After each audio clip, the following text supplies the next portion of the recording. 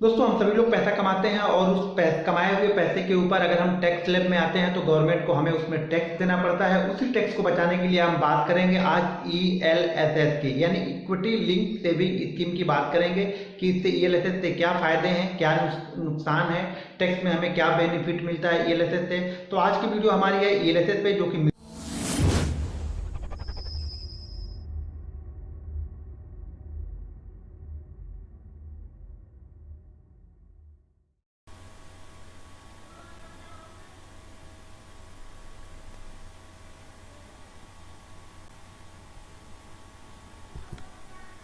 नमस्कार दोस्तों, मैं हूं घनश्याम और आप देख रहे हैं घनश्याम टेक। दोस्तों अगर अभी तक आपने हमारे चैनल को सब्सक्राइब नहीं किया है तो प्लीज़ उसे सब्सक्राइब कर लीजिए। अगर हमारा वीडियो आपको अच्छा लगता है इसको लाइक और शेयर जरूर करते रहिए, साथ में बेल आइकॉन को दबा दिए जिससे मैं जो भी वीडियो बनाऊंगा उसका नोटिफिकेशन आपके पास सबसे पहले पहुंच जाएगा। तो हमारी वीडियो को लाइक कीजिए और शेयर कीजिए। मैं टेक्निकल एनालिसिस की वीडियो बनाता हूं, म्यूचुअल फंड की बनाता हूं, स्टॉक मार्केट रिलेटेड काफ़ी वीडियो बनाता हूं, तो आप हमारे चैनल को सब्सक्राइब कीजिए। अगर आप भी स्टॉक मार्केट या म्यूचुअल फंड में रुचि रखते हैं तो हमारे चैनल को जरूर सब्सक्राइब कीजिए।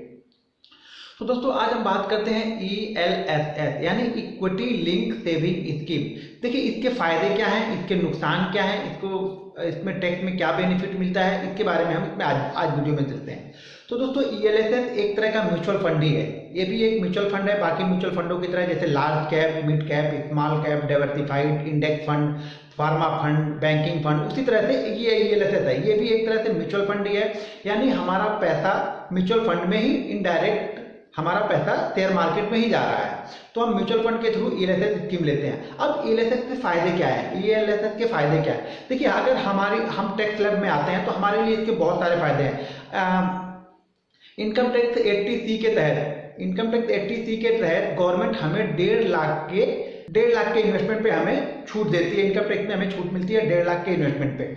80C के तहत हमको 1.5 लाख के इन्वेस्टमेंट पे इनकम टैक्स में छूट मिलती है। वो छूट आप इस तरह से समझ लीजिए कि मान लीजिए अगर हमारी सैलरी 5 लाख रुपए है, अगर आपकी सैलरी 5 लाख रुपए है और उस 5 लाख रुपए में आपको टैक्स यानी टैक्स स्लैब में आप आ गए, तो अगर हम 1.5 लाख रुपए इन्वेस्टमेंट कर देते हैं किसी टैक्स सेविंग यानी अंडर सेक्शन 80C के तहत अगर हम इन्वेस्टमेंट करते हैं, उसके अंदर बहुत सारी चीजें मैं आगे बताऊंगा। अंडर सेक्शन 80C के तहत अगर हम 1.5 लाख रुपए तक का इन्वेस्टमेंट कर सकते हैं, वो इन्वेस्टमेंट हमारा टैक्स फ्री यानी उसके ऊपर हमें टैक्स नहीं लगेगा।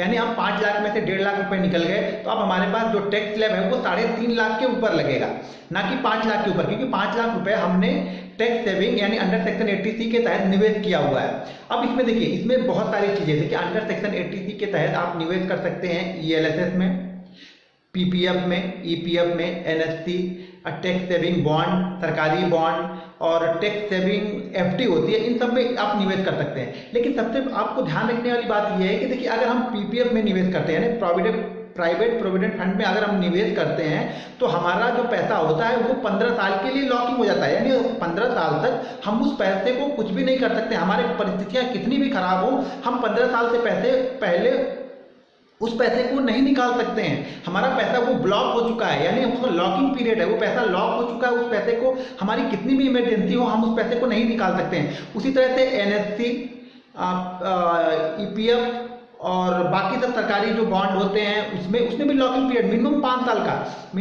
साल का लॉकिंग पीरियड होता है। अब उसी तरह से आप मान के चलिए कि ईएलएसएस में जो हमारा लॉकिंग पीरियड होता है वो मिनिमम 3 साल का होता है, यानी 3 साल के बाद हम अपने पैसे को निकाल सकते हैं। वही ईपीएफ में या एनएससी में हम 5 साल बाद निकाल सकते हैं और वही पीपीएफ में हम 15 साल बाद अपने पैसे को निकाल सकते हैं। तो लॉकिंग पीरियड में फायदे ये है कि सबसे कम इसका लॉकिंग पीरियड हो गया। दूसरा, ये 3 साल का लॉकिंग पीरियड है, इससे हमारा जो म्यूचुअल फंड जिस फंड में हमने निवेश किया है उस फंड के फंड मैनेजर को ये ऑप्शन होता है कि ये 3 साल तक तो ये पैसा कहीं नहीं जाएगा, तो वो हमें फंड को अच्छी जगह पे वो निवेश कर सकते हैं, वो फंड को निवेश करके होल्ड कर सकते हैं, क्योंकि उनको जल्दी नहीं, उनको पता है कि ये पैसा 3 साल के लिए लॉकिंग है, तो 3 साल तक ये आपको इन्वेस्टमेंट रहना ही है। तो उनके पास भी अच्छे अच्छे ऑप्शन होते हैं उसको इन्वेस्टमेंट करने के लिए। इंश्योरेंस पॉलिसी भी ले सकते हैं, हम इंश्योरेंस में निवेश कर सकते हैं ईपीएफ में, पीपीएफ में, एनएससी में, टैक्स बॉन्ड में और ईएलएसएस में। तो ईएलएस सबसे बेस्ट इसलिए है कि बाकी सबके रिटर्न आपको 7 से 8% के बीच में ही मिलेंगे। हाँ, ये चीज़ें हैं कि वो रिटर्न फिक्स है, यानी एनएससी में, नेशनल सिक्योरिटी सर्टिफिकेट में, एनएससी में, पीपीएफ में, ईपीएफ में, वो सारे आपको जो भी मिल रहे हैं वो आपको पहले से डिक्लेयर करके दे दिए जाएंगे कि आपको 7% या 8% इतना रिटर्न तो आपको मिलेगा ही, लेकिन वो आपको उतना ही रिटर्न मिलेगा। इसमें हमारे पास क्या है, इसमें हमारे पास ये ऑप्शन है कि हमारा रिटर्न ज़्यादा भी हो सकता है, लेकिन हम इनडायरेक्ट स्टॉक मार्केट में निवेश कर रहे हैं तो शायद हमारा रिटर्न कम भी हो सकता है, लेकिन ऐसा होता नहीं है जल्दी। अगर आपने अच्छे फंड में निवेश किया हो तो अभी तक पिछले 10 सालों का ट्रैक रिकॉर्ड या 15 सालों का ट्रैक रिकॉर्ड आप देखेंगे तो कम से कम मिनिमम आपको 15 से 18% के बीच का रिटर्न मिल जाता है। 15 से 18% के बीच का रिटर्न लगभग 90, मान के चलिए कि 70% से ज़्यादा म्यूचुअल फंड दे रहे हैं ये स्टॉक। तो आपको अच्छे ईएलएसएस फंड सेलेक्ट करने आने चाहिए, बस आपको खूबी ये होनी चाहिए कि आपको अच्छे ईएलएसएस फंड सेलेक्ट करने आने चाहिए, तो उसका बेनिफिट हमें मिले। तो हम ईएलएसएस फंड में निवेश करके एक तो हम टैक्स सेविंग कर सकते हैं, हम पूरा का पूरा 1.5 लाख भी ईएलएसएस में कर सकते हैं, या आपके पास अलग अलग पॉलिसी आपने ले रखी हो तो पॉलिसी में अगर पॉलिसी को मिला के, ईएलएसएस को मिला के, किसी आपने पीपीएफ किया, वो सारे मिला के हम 1.5 लाख का इन्वेस्टमेंट कर सकते हैं। ऐसा नहीं कि आप सिर्फ 1.5 लाख ईएलएसएस में कर दें, फिर उसके बाद आप इंश्योरेंस पॉलिसी ले लें, फिर आप पीएफ में कर लें, ऐसा बिल्कुल नहीं हो सकता। आप उस सारे चीज़ों को मिला के हम अंडर 80C के तहत 1.5 लाख तक का निवेश कर सकते हैं। उसके बाद जो भी, और एक चीज़ और, अगर हम पीपीएफ को छोड़ दें, यानी पीएफ को छोड़ दें, तो बाकी सारे जो निवेश होते हैं वो टैक्स के अधीन आते हैं, यानी जो हमारी कैपिटल गेन होगी उस पर टैक्स लगेगा, लेकिन ईएलएसएस और पीएफ इन दोनों में हमारी कैपिटल गेन पे कोई एक्स्ट्रा टैक्स नहीं लगेगा। अगर आपने वही ईपीएफ में, एनएससी में किया निवेश, आपने 1 लाख का निवेश किया, 8% के हिसाब से आपको 8,000 मिलते हैं, तो उस 8,000 में टैक्स सेविंग, वो 8,000 ऊपर की जो कैपिटल गेन हुआ है उसके ऊपर आपको टैक्स लगेगा। भारत सरकार के जो टैक्स के अधीन जो दायरे में आएगा उसको वो टैक्स देना पड़ेगा वो, जबकि ईएलएसएस में हमें टैक्स नहीं देना पड़ेगा। हमारा जो कैपिटल गेन है वो टैक्स फ्री है, एंट्री और एग्जिट लोड भी टैक्स फ्री है इसमें, और दूसरी चीज़ है पीएफ में वो टैक्स फ्री है। तो देखिए ईएलएसएस सबसे बेस्ट है। अगर आप टैक्स सेविंग के लिए जा रहे हैं, आपको टैक्स बेनिफिट लेना है, तो ईएलएसएस में निवेश सबसे बेहतर है, तो आप ईएलएसएस में निवेश कीजिए। अब ईएलएसएस के लिए मैंने कुछ अच्छे फंड निकाले हुए हैं, उस फंड की वीडियो मैं नेक्स्ट वीडियो में बना रहा हूं, तो आप ये वीडियो को पहले देख के समझ लीजिए, उसके बाद मैं अगली वीडियो जो डालूंगा उस वीडियो को आप देखिएगा, समझिएगा और फिर अपने हिसाब से आप सेलेक्ट कीजिएगा। तो देखिए ये सारी, अब एक बात ध्यान रखिएगा, म्यूचुअल फंड जैसे आपको डिस्क्लेमर दिया जाता है कि म्यूचुअल फंड निवेश बाजार जोखिमों को अधीन है, तो आप सारे डॉक्यूमेंट्स को अच्छी तरह से पढ़ लें। रिटर्न की गारंटी यहाँ पे नहीं है, ना कि पिछला रिटर्न दोहराया जा सकता है, इसकी भी गारंटी नहीं है,